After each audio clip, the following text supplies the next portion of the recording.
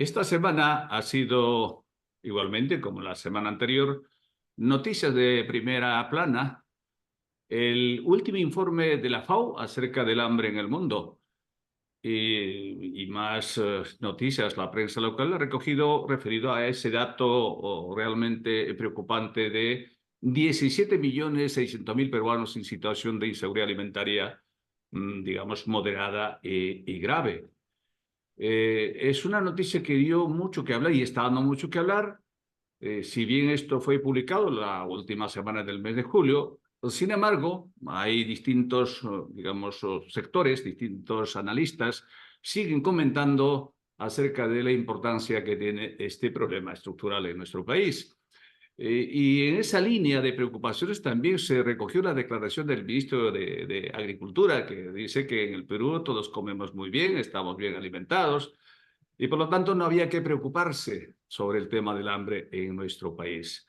Sin embargo, las cifras son contundentes, las estadísticas son incuestionables, de que en el Perú por lo menos un 30-40% de la población peruana está en situación de hambre. Es un tema que hay que seguirla de cerca, pero desafortunadamente es una cifra que va de menos a más.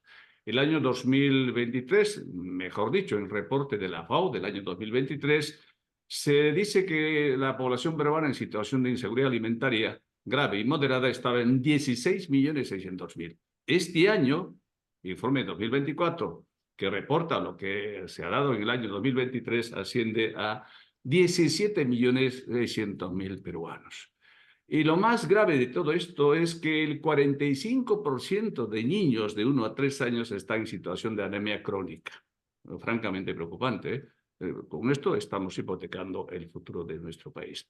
¿A qué se debe esto? Pues bueno, una de las causas que se suele, digamos, encontrar o señalar es la pobreza, la exclusión, la desigualdad, etcétera, etcétera.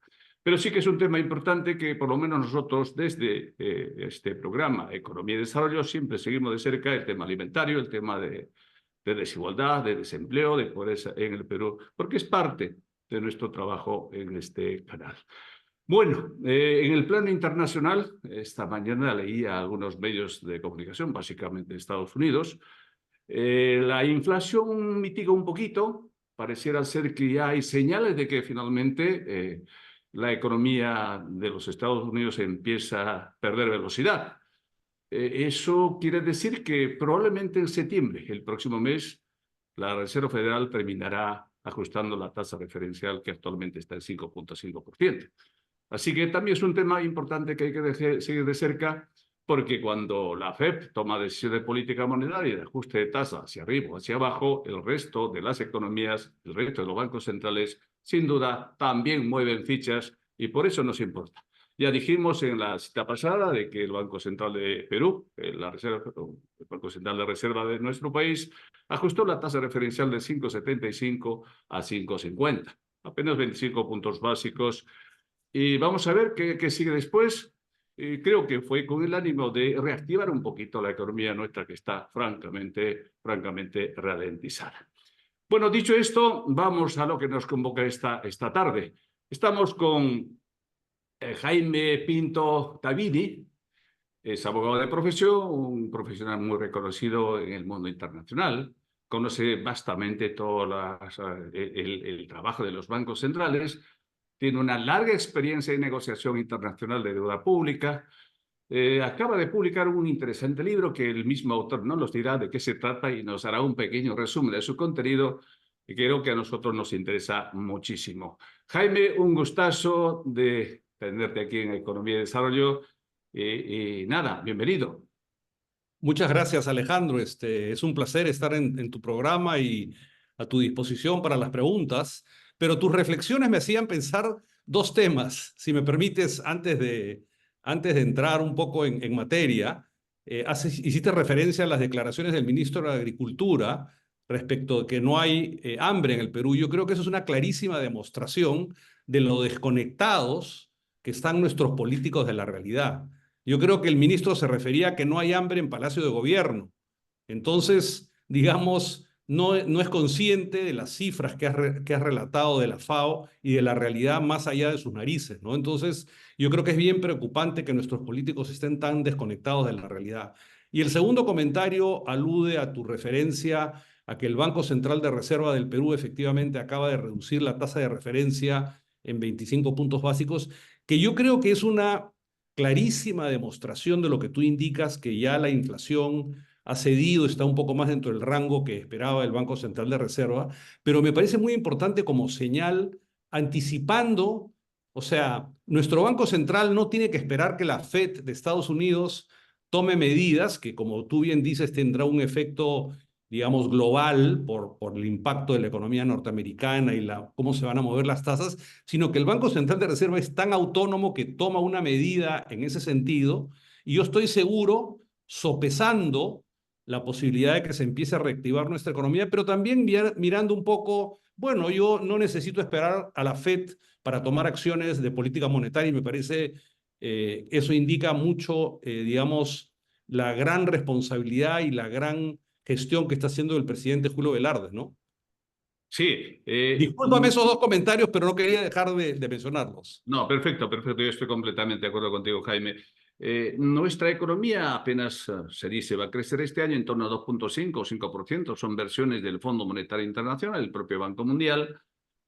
Y pareciera que eso es insuficiente. No es que pareciera, es insuficiente para nuestro país, para un país que tiene una tasa de desempleo bastante alto. Definitivamente necesitamos crecer un poquito más, diríamos 4% o 5%. Por supuesto. Pero aquí hay un problema que por lo menos quienes seguimos de cerca las dos políticas, los dos instrumentos de política monetaria, la política fiscal y la política monetaria, pareciera que no hay sintonía, es por lo menos mi percepción. Ya ha habido algunas declaraciones por parte del ministro de Economía en el sentido de que el Banco Central debiera ser un poco más laxa, más expansiva en su política monetaria. Y como que dos instrumentos apuntando en distintas direcciones, ¿no? ¿Qué te parece esto? ¿Debiera haber sintonía? ¿Debiera haber, Mira, digamos, yo comunicación? creo que, o sea, ahí yo creo que el ministro cruzó una línea, y el presidente del Banco Central lo tomó un poco, digamos, no le dio mayor importancia, porque una controversia entre el recaudador, entre el Ministerio de Economía y Finanzas, que maneja la política fiscal, y un Banco Central de Reserva con tanto prestigio, porque el presidente Julio Velarde tiene muchos años en la gestión y ha manejado situaciones muy delicadas, y él sabrá en qué momento, como lo acaba de hacer hace pocos días, digamos, ya es el momento para reducir la tasa de referencia porque ha visto que la inflación está dentro del rango meta que considera saludable el Banco Central. Entonces, eh, digamos, yo creo que eso más muestra un poco la preocupación del lado del Ministerio de Economía y Finanzas, que ve que frente a una actividad económica menor y frente a un Congreso desbocado en términos de gastos, la recaudación y probablemente el déficit, ya han dado ampliaciones al déficit fiscal de este año, rompiendo la regla. Entonces, el problema está en el MEF o en el Ejecutivo Congreso. El problema no está en el Banco Central. El Banco Central navega con aguas calmadas y digamos, con prudencia, la prudencia necesaria, ¿no? Ujú. Sí, pues, pero debiera haber un poquito también de humildad por parte del Banco Central para que de alguna forma los dos funcionarios públicos sentarse y un poco mirar juntos qué futuro nos depara y cómo pudiéramos entre todos arrimar el hombro para que la economía crezca, ¿no? Esa debiera ser en principio Es que no sabemos, Alejandro, si es que se han reunido, no son cosas que trascienden.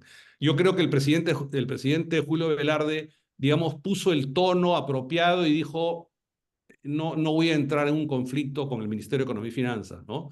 Me Ujú. parece que es tú sabes que los presidentes de los bancos centrales son muy prudentes, cautos, parcos, dice una frase y eso tiene un efecto devastador en el sistema financiero. Ya. Entonces, me parece muy prudente de parte. Yo no sé si la palabra es que le falte humildad. Lo que pasa es que sabe su rol y asume ese rol y lo hace de una manera magistral, en mi opinión, ¿no? Ya, ya. Oye, Jaime, siempre nos preocupa de cómo se financia el presupuesto público en el país. Y el debate aún no se ha dado como creo que debiera darse con rigor, con argumentos, con, digamos, evidencias basadas. ¿Cómo te parece? ¿Qué te parece a ti el modelo de financiamiento de nuestro presupuesto público actualmente? Esa Mira, estructura de financiamiento. o sea, en la época de bonanza de los precios de los metales, que es una de nuestras principales, no es la única, pero es una de nuestras principales exportaciones, eh, la recaudación fiscal crece de manera exponencial, crece de manera significativa, y estos temas no preocupan, ¿no? Hoy día, digamos, producto de qué no preocupan, de los precios, y como resultado de eso las empresas mineras que generan muchas utilidades contribuyen de una manera también significativa a la recaudación. De un tiempo a esta parte, los precios, digamos, se han relativizado un poco. La recaudación, la verdad es que no tengo las cifras exactas de cómo está la recaudación ahora, pero me imagino frente a una economía que está creciendo 2,5, cuando tú bien señalas que debíamos estar creciendo a 5 o 6, la recaudación y en consecuencia, digamos, la disparidad entre la recaudación y el gasto es lo que te genera el déficit fiscal. Entonces, este ejecutivo que está gastando, impulsado por el Congreso, más allá de lo que es razonable, y la recaudación está estancada, está cayendo en algún sentido. Por eso es que, por ejemplo, ahora las plataformas van a recibir van a empezar a pagar impuestos, el IGB, lo que más o menos estamos familiarizados todos. Pero yo no he hecho los cálculos económicos.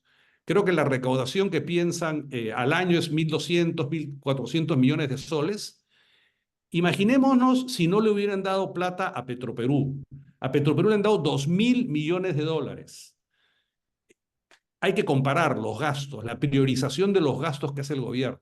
Por eso es que el directorio ha señalado que es inmoral que le sigan dando plata a Petroperú. ¿Por qué? Porque esa plata de Petroperú es plata que podríamos destinar a construir escuelas, a cosas importantes, como por ejemplo, digamos, de repente no grabar durante 1 año o 2 años las plataformas online, que a partir del mes de octubre nos va a caer como un sablazo a todos, porque eso es un poco el entretenimiento de los peruanos aquí y en todas partes del mundo, ¿no?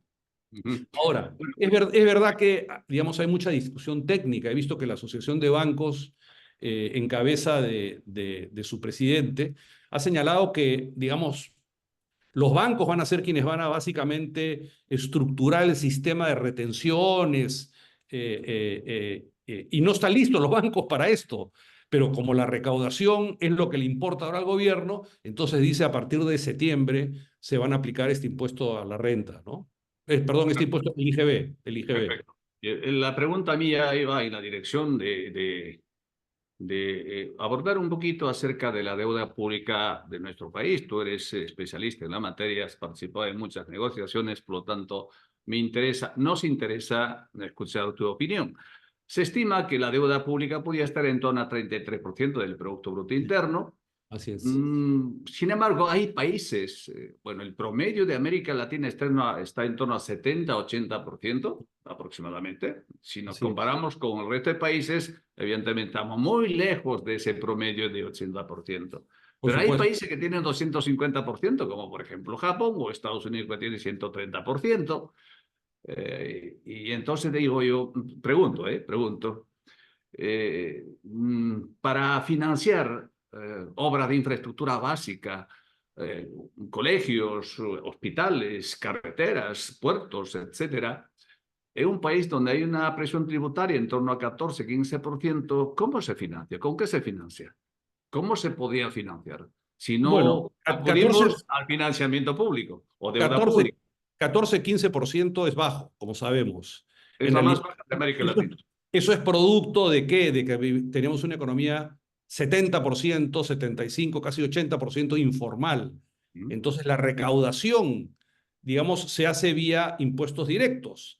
Cuando nosotros tomamos una cerveza, estamos pagando un selectivo al consumo. Entonces, se penaliza un poco el consumo. ¿Por qué? Porque la economía es muy informal y, en consecuencia, no se puede recaudar a los grandes contribuyentes en general. O sea, hay muchas empresas formales que evidentemente recaudan su porción de lo que corresponde, el impuesto a la renta, básicamente.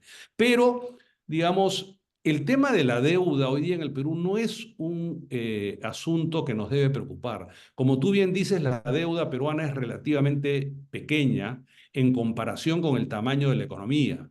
Es 35% del Producto Bruto Interno, y eso es una cosa muy razonable.